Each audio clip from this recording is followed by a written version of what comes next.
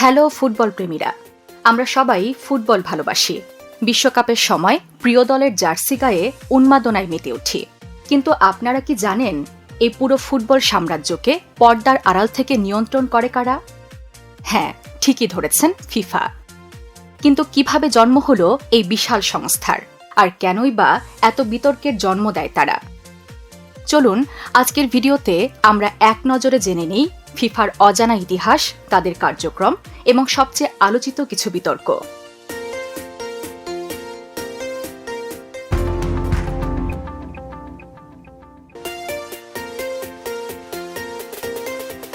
শুরুটা হয়েছিল আজ থেকে প্রায় ১২০ বছর আগে, ১৯০৪ সালের ২১ মে।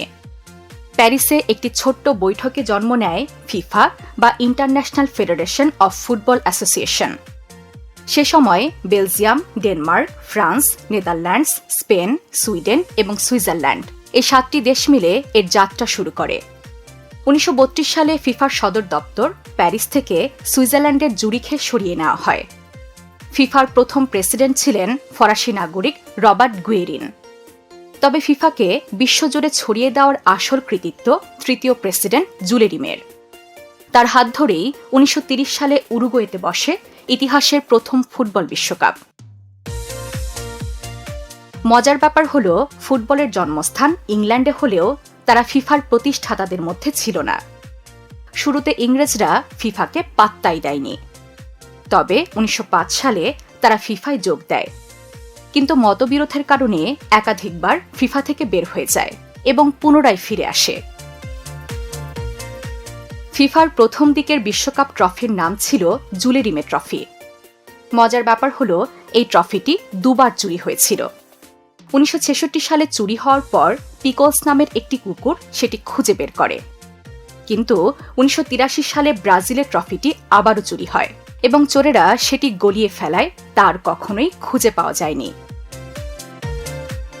অনেকেই ভাবেন ফিফার কাজ বোধহয় শুধু বিশ্বকাপ আয়োজন করা, কিন্তু তা একেবারেই না। পুরুষদের বিশ্বকাপের পাশাপাশি নারী বিশ্বকাপ, অনূর্ধ্ব-১৭ ও ২০ বিশ্বকাপ এবং ক্লাব বিশ্বকাপ আয়োজন করে ফিফা। এছাড়া বিশ্বজুড়ে ফুটবলের উন্নয়ন, গরিব দেশগুলোতে স্টেডিয়াম বানানো এবং রেফারিদের প্রশিক্ষণের জন্য ফিফা প্রতি বছর বিলিয়ন বিলিয়ন ডলার খরচ করে। বর্তমানের জনপ্রিয় ভার বা ভিডিও অ্যাসিস্ট্যান্ট রেফারি প্রযুক্তিও ফিফার হাত ধরেই ফুটবলে যুক্ত হয়েছে। কিন্তু অলাভজনক প্রতিষ্ঠান হয়েও তারা এত টাকা পায় কোথায়? এবং ভিডিও গেমের লাইসেন্সিং থেকে তারা প্রতি বছর বিলিয়ন বিলিয়ন ডলার আয় করে।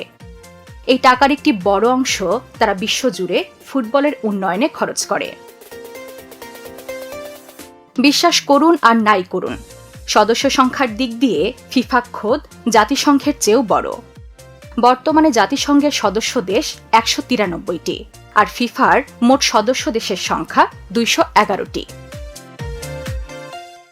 ফিফার ব্যাংক ব্যালেন্স যত বড় হয়েছে, তাদের বিরুদ্ধে দুর্নীতির অভিযোগও তত বেড়েছে। ২০১৫ সালে ফিফার ইতিহাসে সবচেয়ে বড় ভূমিকম্পটি হয়। ঘুষ ও দুর্নীতির অভিযোগে ফিফার শীর্ষ পর্যায়ের ১৪ জন কর্মকর্তাকে সুইজারল্যান্ডের জুরিখে একটি হোটেল থেকে গ্রেফতার করে এফবিআই। সেপ ব্লাটারকে প্রেসিডেন্টের পদ ছাড়তে বাধ্য করা হয় এবং তাকে ফুটবল থেকে নিষিদ্ধ করা হয়। এছাড়া রাশিয়া এবং কাতারকে যথাক্রমে ২০১৮ এবং ২০২২ সালের বিশ্বকাপ আয়োজনের দায়িত্ব দেওয়া নিয়ে কোটি কোটি ডলার ঘুষ লেনদেনের অভিযোগ আজও ফিফার নামের পাশে এক বিশাল কালো দাগ হয়ে আছে। ফিফা কোনো দেশের সরকার বা রাজনীতির হস্তক্ষেপ একদমই সহ্য করে না। যদি কোনো দেশের সরকার সে দেশের ফুটবল ফেডারেশনের কাজে নাক গলায়, তবে ফিফার সাথে সাথে সে দেশকে আন্তর্জাতিক ফুটবল থেকে নিষিদ্ধ করে দেয়। পাকিস্তান, কুয়েত থেকে শুরু করে অনেক দেশকেই ফিফা এই কারণে বিভিন্ন সময়ে নিষিদ্ধ করেছিল। কিন্তু আসলেই কি ফিফা বদলেছে, নাকি দুর্নীতির ধরনটা শুধু আধুনিক হয়েছে? বর্তমানে ফিফাকে নিয়ে সবচেয়ে বড় বিতর্ক হল ২০৩০ এবং ২০৩৪ বিশ্বকাপের আয়োজক নির্বাচন। অনেকের মতেই এটি ছিল ফিফার ইতিহাসের অন্যতম বড় মাস্টার প্ল্যান।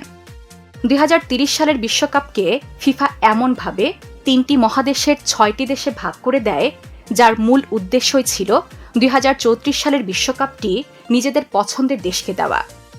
আপনি কি জানেন 2034 বিশ্বকাপের আয়োজক হিসেবে সৌদি আরবের নাম ঘোষণার আগে কোনো ভোটাভুটি বা প্রতিযোগিতাই হয়নি।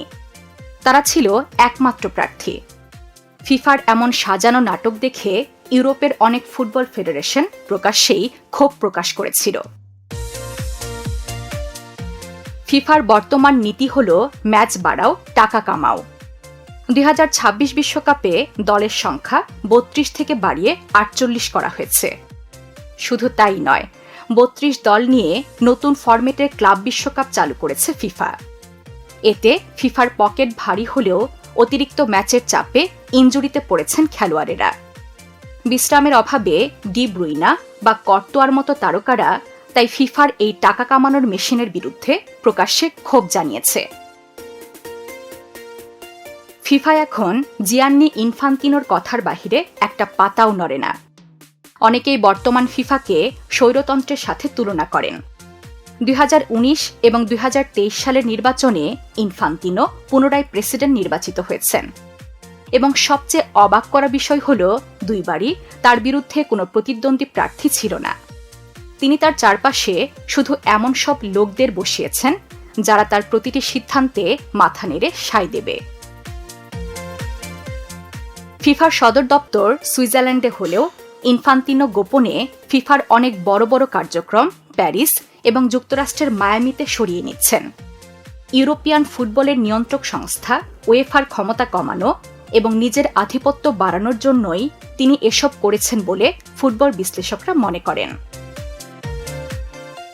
দর্শক, ফুটবলের নিয়ন্ত্রক সংস্থা ফিফার এই বিশাল সাম্রাজ্য, বিলিয়ন বিলিয়ন ডলারের ব্যবসা আর দুর্নীতির গল্প শুনে আপনাদের কেমন লাগলো?